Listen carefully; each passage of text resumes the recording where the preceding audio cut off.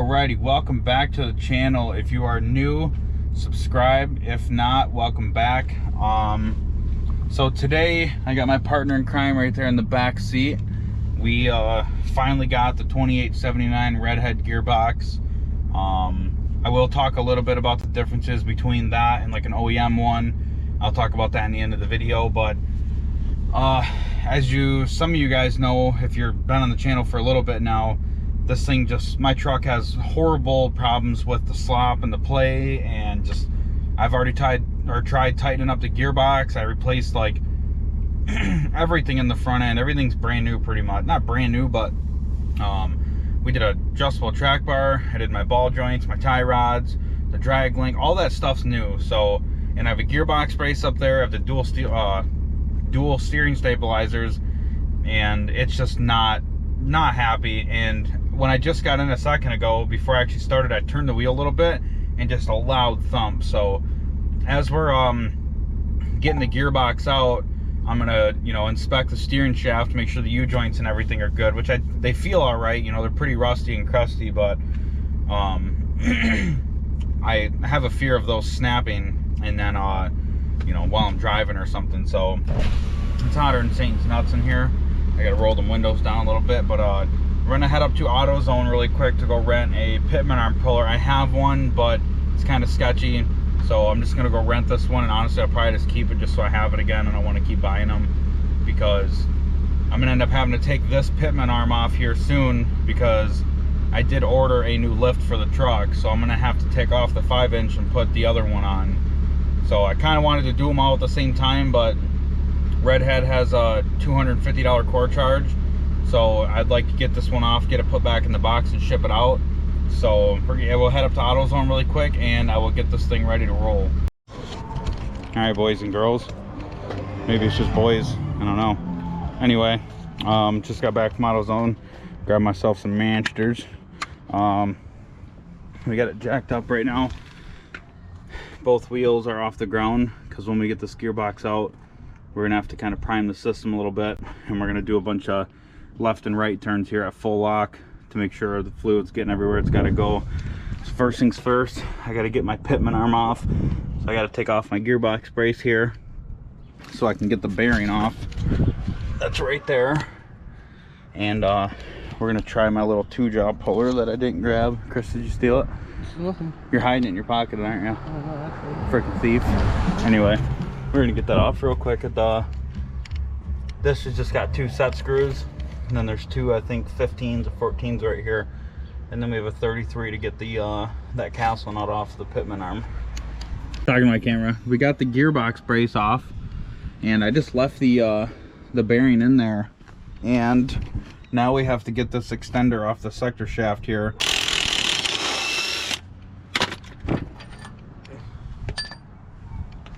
So unless you got like a short, stubby, flared nut wrench, this line right there is like the one to the right is pretty hard to pretty hard to get out from up top. So I already disconnected here, and I drained all the fluid out, and this line right here we're just going to leave on, and we'll just replace it outside the truck. So now that I got it lowered down and I got the steering shaft off the input shaft here, I can probably just grab a wrench and get to it from right here. So I'm going to do that instead of fighting it way up top there.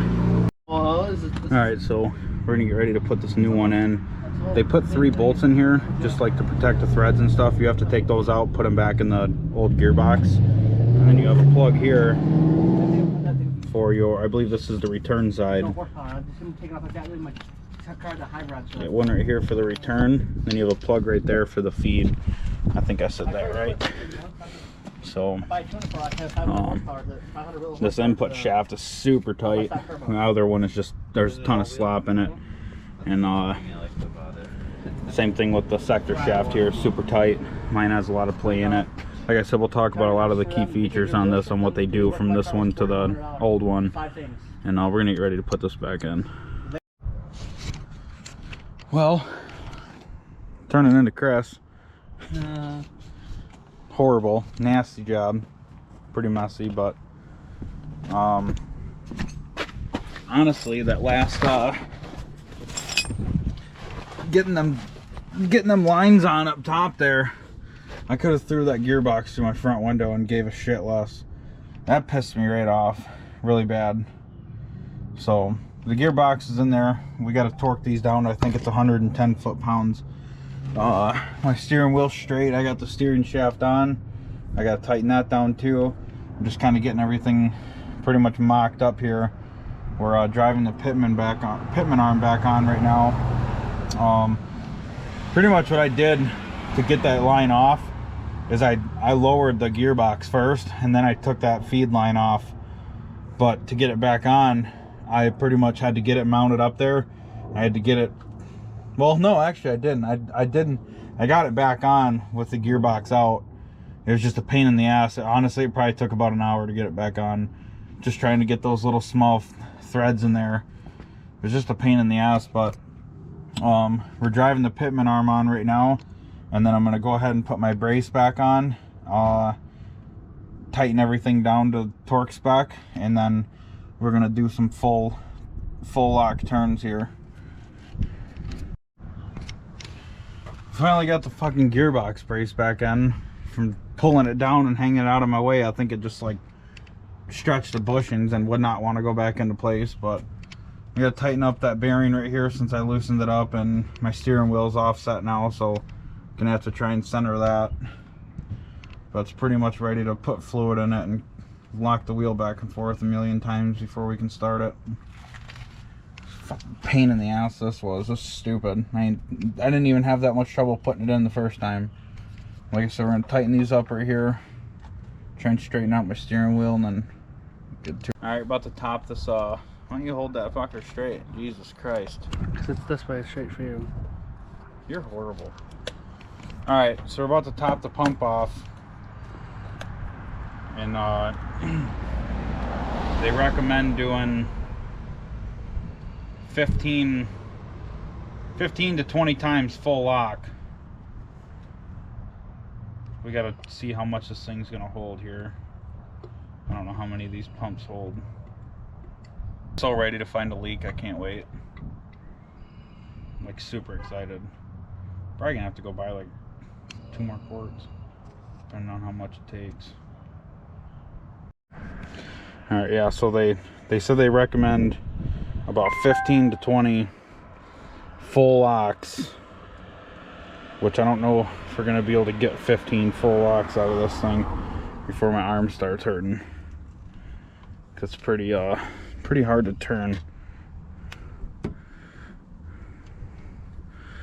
But we'll do these 15 to 20 locks, or we'll try to get as many as we possibly can, and then I'll get back to you guys when we get ready to start it. We want to see if how much fluid we're going to be able to get down inside these lines back into the pump. It's starting to get a little easier here. So super tight steering wheel, obviously, with no power, you know, any assist from the vehicle not running. It's going to be quite a bit harder to turn, but we just did a couple there. Let's see if it drained any down into the box. Oh yeah, it dropped quite a bit already. Just thinking about maybe grabbing a fucking, yeah, that sounds pretty good. All right, well, it's in. We topped her off with fluid. Turns super easy, obviously, with the wheels off the ground still. It kind of felt kind of weird to me though, because I was turning the wheel and I was watching my tire down here, and it almost seemed like my wheel kept turning. My steering wheel kept turning even though my wheel was stopped, but that one was good. That just stopped there. Obviously still got a little bit of a hum from the pump. The pump's thirsty still, so she's gonna drink whatever she needs. We'll just keep her topped off. Alcoholic. So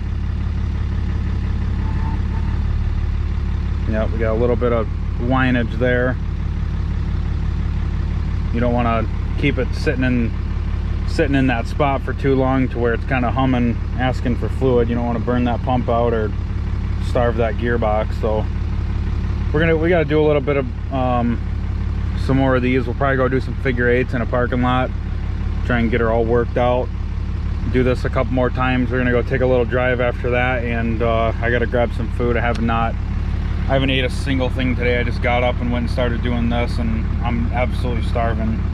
I think I could go a little bit without eating. I'll probably be all right, but I'm gonna get some food. So yeah, we'll do this, and we'll get back to you guys when we get onto the road. I'm super excited. I hope this thing made a big difference. I know Redhead gearboxes do. They always make a big difference to anybody that puts them in, but I almost think I'm gonna end up buying a new steering shaft too, because them U-joints look a little crusty, but I don't know.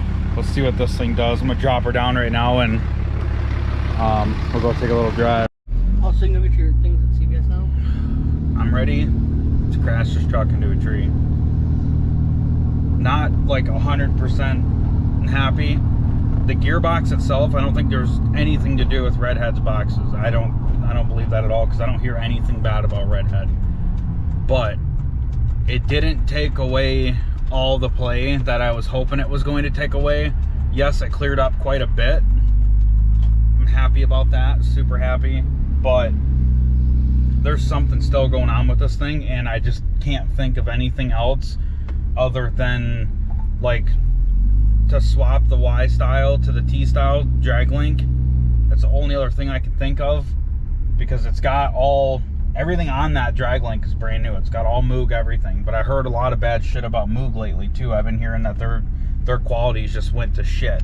So that or the steering shaft is the only other thing I can think of to replace. But when I get this new lift in, it comes with an adjustable track bar, and I'm gonna replace a lot of bushings and a lot of shit that I just see wrong up front. I'm gonna replace, so hopefully that takes away a lot of this play too. And honestly, if I'm probably just gonna replace that steering shaft anyway, just in case. I mean, I'm gonna have the whole axle off and everything already, so we're gonna grab something to eat right now. Me and Chris Areno right here. Wrap it up. He kind of helped me out a little bit. He helped me hold the gearbox into place, because that just drove me nuts trying to hold the gearbox and then thread the return or the feed line on there all at the same time. I couldn't do it. I couldn't do it laying down on my back. It was just I could have, but he was there. He helped me. We're gonna grab some Taco Bell right now. Some nasty ass fake taco meat and fake shells and fake everything, but I'm starving, so we'll do when we get back on the road, I'll show you guys kind of how it is. I mean, I can feel it like right now. My truck, I don't know if I never uploaded that video, but I'll put the clip right after this if I still have it. I put a tape measure right here, right on my shifter when it was up in park, and I brought it up to like 4 inches right here, and I put the 4-inch mark right at my shifter, which was like aligned right here with the cruise control button, and I had 8 inches of play total before my wheel started moving. And right now my truck is already moving.